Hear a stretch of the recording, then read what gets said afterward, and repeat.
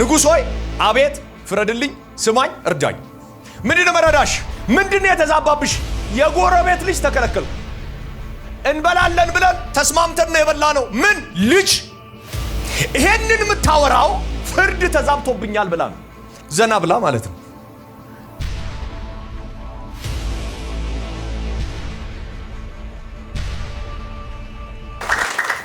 ምዕራፍ 6 ቁጥር 24 ጀምሮ ስታነቡ አንድ ታሪክ አለ ይሄ ታሪክ ሰማሪያ የምትባል ሀገርን የከበባት ወልደ አዴር የሚባል ንጉስ አለ ይሄ ወልደ አዴር ንጉስ ሰማሪያን ከበባት ማስጨነቅ ጀመረና ከበባው ከባድ ነው ይሄ ከበባ ምንድነው ቢዝነስ እንዲወጣ እንዳይገባ የሚከለክል አዋጅ ነው የታወጀው በዚህ አዋጅ የተነሳ የሚገባም ሰው የለም የሚወጣም ሰው የለም ከተማይቱ ተዘግታለች እና የሚበላ ነገር ጠፋ የሚበላ ነገር መጥፋት ብቻ አይደለም ኖርማል አይደለም የሚበላው ነገር የተፈለገው ማለት ኖርማል የሚበላ ነገር አይደለም የጠፋው አብኖርማል የሆነውም ኦርዲነሪ የሆነ ሳይሆን ኤክስትራ ኦርዲነሪ የሆነም ነገር የለም ምን ማለት ነው የርግብ ኩስ ራሱ አታገኝም እሱ ራሱ ገስ ነው የምትበላው ይሰማል እየሰማ ነው የርግብ ኩስ አታገኝም ራሱ እሱ ራሱ በምንድነው በገንዘብ ነው እና ምን ማለት ነው ይሄ ማለት ችግር ብቻ ሳይሆን በጣም ከፍተኛ ችግር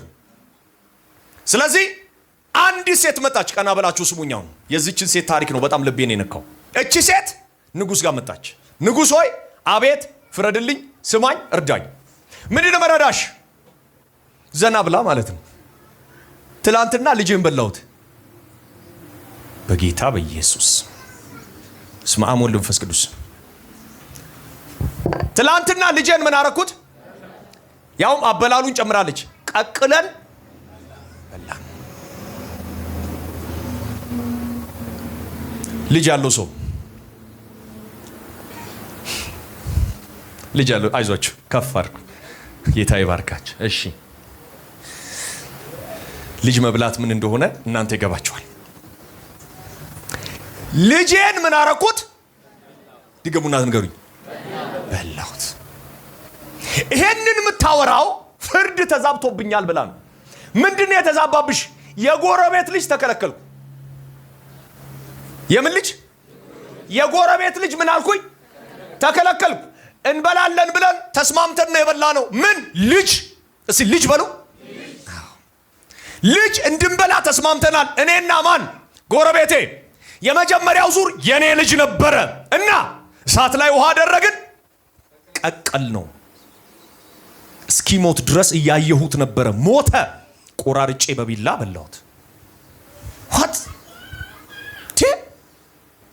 ቀጥሎ ሁለተኛው ልጅ ለመቀቀል አንተ ሚያለቅስ እማዬ እያለ ነው ያኛው የሞተው እየጠራት እናቴ እያላት ቀቀለችው በላችው ደገመችው ሁለተኛ ልጅ ለመብላት ልትበላ ስትል ተከለከለች ስትከለከል ንጉስ ጋር ሄደች ፍረድልኝ ምን ልፍረድልሽ የጎረቤት ልጅ ስጠኝ ምን እንዲሆን እንድበላው አሁን ያለውን ከባድ ሁኔታ አስቡ ንጉሱ ደነገጠና እንደዚህ ያለ እግዚአብሔር ያረዳሽን እኔ እንዴት እረዳሻለሁ ሄሎ እግዚአብሔር ምን ያላለሽ ያረዳሽን እኔ ምን አርጌ እረዳሻለሁ አለና ምንድነው ይሆንሽው ሲል ነገረችው ያሁኑን ታሪክ አልደግሞ ለመስማት ራሱ ይሰቀጥጣል ስትደግምለት ንጉሱ ልብሱን ቀደደ ማቁ ልብሱ ላይ ታየ ገባ የሳፋጥ ልጅ ኤልሳ የት ነው ያለው አንገቱን ዛሬ ቆርጥለታለሁ እኔ ምድር ላይ እንደዚህ ሊሆን አይችልም ማለት ሄሎ ስማኝ አሁን መልእክቴ እዚህ ላይ ነው ያለው እግዚአብሔር አይረዳሽም የተባለችው ሴትዮ የመለኮትን እርዳታ ለሰማሪያ ከተማ ይዛ መጣች ስሙኝ ልጅ የበላች የጎረቤት ልጅ ለመብላት ፕሮግራም ያዘች ኃጢያተኛ ነውረኛ ባለጌ የምትባል ሴትዮ እግዚአብሔር ሰማት እጅን ከፍ አድርግልኝ እቺ ሴት እንኳን ጮኋ ከተሰማች ዛሬ የሆነ ሰው ይጮሃል ይሰማል እቺ ኃጢያተኛ ልጅ የበላችን ሴት እግዚአብሔር ከሰማት ዛሬ የሆነ ሰው አይቻለው ካለበት ሁኔታ ይሰማል ይወጣል እሺ ጮሁና እግዚአብሔር ይሰማኛል በልሲ ዛሬ መልእክት አለኝ በጌታ በኢየሱስ ስም 10 ሰዎች መልሳቸውን ከዚህ ቤት ይረከባል እጅን ከፍ አድርግና ይሰማኛል በለዋ ቁጭ በሉ አንዴ ጌታ ይባርካችሁ እቺን ሴት እግዚአብሔር ይሰማታል አጠገብ ያለችው እቺንም ሴት እግዚአብሔር ሰምቷል በለ። ከተማይቱ ላይ የነበረውን ረሃብ የቀየረች ሴት፣ ኃጢአተኛ ሴት። የከተማይቱ ረሃብ ባይዘወይ አራቱ ለምጻሞች አይደለም የቀየሩት። የከተማይቱ ረሃብ ኤልሳ አይደለም የቀየረው። እቺ ኃጢአተኛ ሴት ጩኸት ምን አይነት ጩኸት! ፍረድልኝ ስማኝ እና እግዚአብሔር ያረዳሽን አረዳሽም ሲል እግዚአብሔር መጣ። ረዳታለሁ። ዛሬ መልእክት አለኝ። ጌታ እንዲህ ብሎኛል፣ እርዳታ ይደረግላችኋል። ጎሸም አድርገውና አጠገብ ያለው ሰው ተከሻው መታ አድርግና እርዳታ ይደረግልሃል በለው። እግዚአብሔር ይረዳሃል በሉት ባካችሁ። የሰማይ እርዳታ ይመጣል በሉት። የሰማይ መዝሙረኛው ዳዊት እንደዚህ አለ፣ ቆይቼ እግዚአብሔር እንደጅ ጠናሁት አለ። እርሱም አለና ምን አለልኝ? ዘንበል አለልኝ። ቀጥሎ ጩኸቴን ምን አረገኝ? መልእክት አለኝ ዛሬ፣ መሰማት ይሆናል።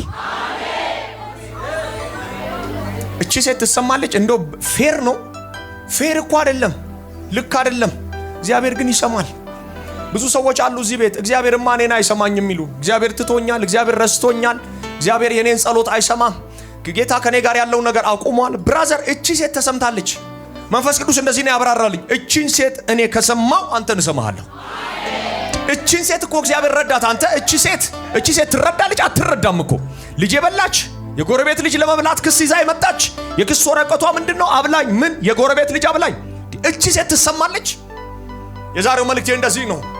እግዚአብሔር እርዳታ ያደርግላችኋል። በቃ ጌታ ይረዳችኋል።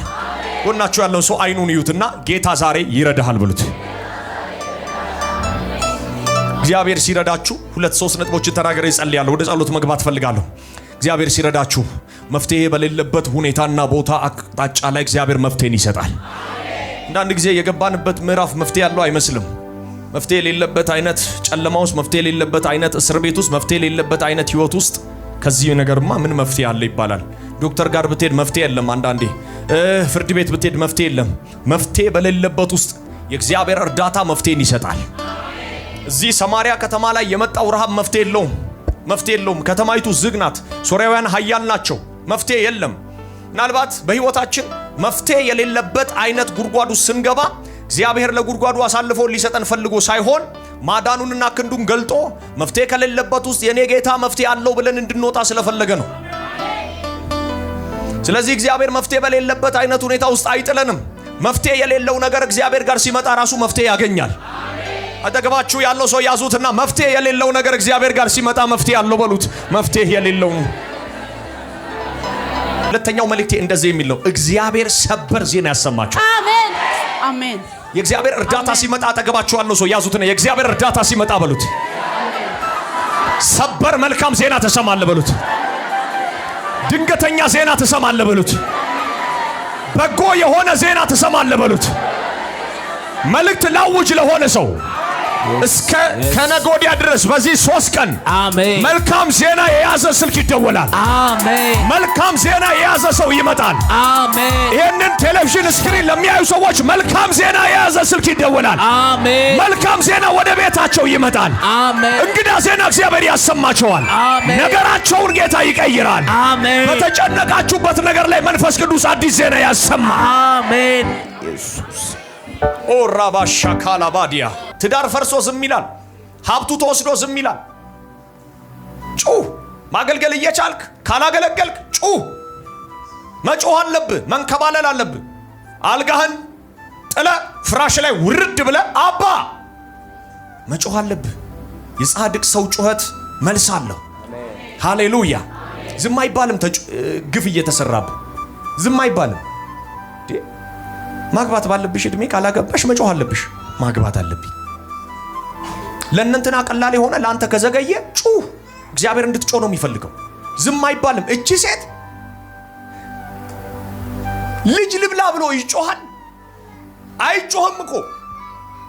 በማይጮህ ውስጥ ግን ጮሃ መልስ ተቀበለች። አንተ እኮ ትክክለኛ ነገር ተሰርቶብህ አይ በቃ እኔ ዝም ብዬ ነው አትበል። ጩህ። ሄሎ ጎናችሁ ያለው ሰው ከጮክ ትቀበላለህ በሉት።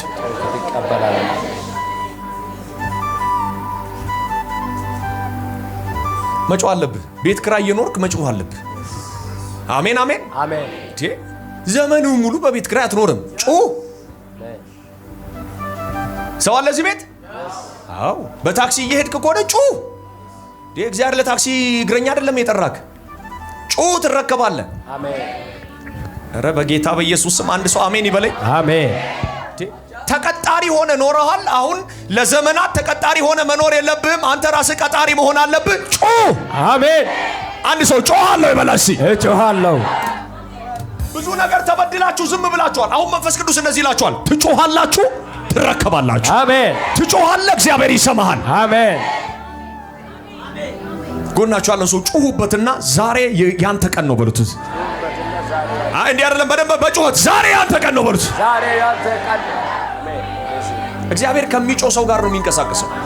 በቃ ኤርሚያስ ጋር እግዚአብሔር መጥቶ ወደ እኔ ምን በል ጩህ፣ እኔ ምን አደርግልሃለሁ? እመልስልሃለሁ። ተስማምታ አትኑር።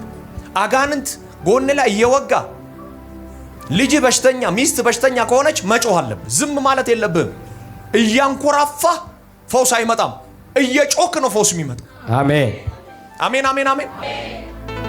በርከክ በል፣ ጩህ፣ ዝም አትበል። ነገር ተወስዶብህ ዝም አትበል። ያቺ ሴት እኮ የአንደኛዋን ልጇን ወስዳባት እዚሁ ነገስት ላይ ነው አይደል? ጮች፣ ንጉሶ ይፍረድልኝ፣ ስማኝ፣ እኔ እንደዚህ ሆኛ አልቀጥልም፣ ልጄ ሞቶብኝ አልቀጥልም አለች። ያቺኛው ሴት ደግሞ የኔ አይደለም የሞተው እና ስማኝ። ዝም ትላለህ እንዴ? ነገር ተወስዶብህ፣ ሀብት ተወስዶ፣ በረከት ተወስዶ፣ ጸጋ ተወስዶ ዝም አትበል። ጩህ፣ ጩህ በእግዚአብሔር ፊት። ማገልገል እየቻልክ መውጣት እየቻልክ መገለጥ እየቻልክ ተደብቀ መስራት እየቻልክ ተይዘ መሻገር እየቻልክ ተገድበ ጩህ፣ ዝም አትበል። መጽሐፍ ቅዱስ ስለዚህ ነው ወደ እኔ ምን በል ጩህ። ኤርሚያስ መፍትሄ በሌለበት ጉድጓዱ ሲጣል እግዚአብሔር መጣና ጩህ። ጩኸት መልስ ያመጣል። አሜን። አንድ ሰውን ያዙትና ከጮክ እግዚአብሔር ይመልስልሃል በርት። ከጮክ እግዚአብሔር ይመልስልሃል። ብዙ ሰው ስለማይጮህ ነው። ይሄ ወር የመልካም ዜና ወር ነው። አሜን። ይሄ ወር የመልካም ዜና ወር ነው። አሜን። ይሄ ወር የመልካም ዜና ወር ነው። አሜን። ሶስተኛ እግዚአብሔር እንደዚህ ያለኝ፣ በጠላት የተከበበ ከበባ ይበተናል። አሜን። የሆነ ሰው ይነሳና ይቁምልኛል። ሻዳላባያ አንድ ሰው ይሽከርከርና ከበባው ተበትኗል ይበል። ከበባው ተበትኗል። ከበባው ተበትኗል በል። ከበባው ተበትኗል። ከዙሪያዬ ላይ ከበባ ተበትኗል። ከስራዬ ላይ ከበባ ተበትኗል። ከአገልግሎቴ ላይ ከበባ ተበትኗል። አሜን። ስሙኝ። ተከባችሁ ያላችሁ፣ ልትወጡ ስትሉ ተይዛችሁ ያላችሁ፣ ለመሻገር ስትሉ ተይዛችሁ ያላችሁ አንድ አዋጅ ላውጅ ዛሬ በኢየሱስ ስም። ሲከለክላችሁ የነበረ ለቀቀ። አሜን። ከቧችሁ ያለ ዛሬ ተበተነ። አሜን። ይሄ ቀን የእግዚአብሔር የእርዳታ ቀን ነውና፣ አሜን። እግዚአብሔር አንዱ ሲረዳችሁ ከበባውን በትኖ ነው የሚረዳችሁ። አሜን። በኢየሱስ ስም ዛሬ ተበተነ። አሜን። ያላ ስሙኝ፣ አንዴ ቁጭ በሉ። ጌታ ይባርካችሁ። እቺን ላውጅና በቃ ልጨርስ። ኤልሳ እንደዚህ ያለ፣ ነገ በሰማሪያ እግዚአብሔር እንደዚህ ያደርጋል፣ መልካም ዜና ያሰማችኋል ሲል ንጉሥን ተደግፎ የነበረው ጃንደረባ እንደዚህ ያለ፣ እግዚአብሔር የሰማይ መስኮት ቢከፍት ይሄ ሊሆን አይችልም አለ። ይሄ ቃል ቀጥታ የሆኑ 4 ሰዎች ላይ ወደቀ። ዛሬ የሆነ 4 5 6 7 8 ምናምን ሰው አለ ትንቢት ቀጥታ የሚያገኘው ቃሉ ቀጥታ የሚወድቅበት ሰው።